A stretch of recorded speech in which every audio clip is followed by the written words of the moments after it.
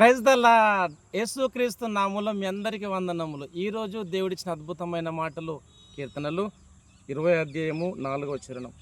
నీ కోరికను సిద్ధింపజేసి నీ ఆలోచన యావత్తును సఫలపరచునుగాక. ఆమేన్. క్రీస్తునందు ప్రేమైన సహోదరి సహోదరులకు ఈరోజు దేవుడిచ్చిన అద్భుతమైన మాటలను బట్టి మనం దేవుని స్తుతించాలి.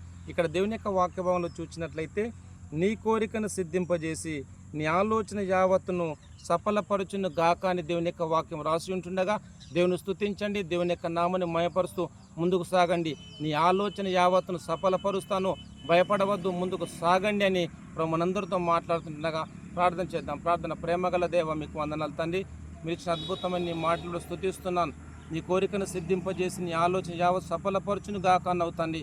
ఈ ప్రోగ్రాం చూస్తూ ముందుకు సాగుతున్న ప్రతి ఒక్క ఆలోచనలు మీరు సఫలపరచుమని, నీ కృప తోడుగుంచుమని యేసు నామములో ప్రార్థిస్తున్నాను తండ్రి. ఆమేన్. Thank you.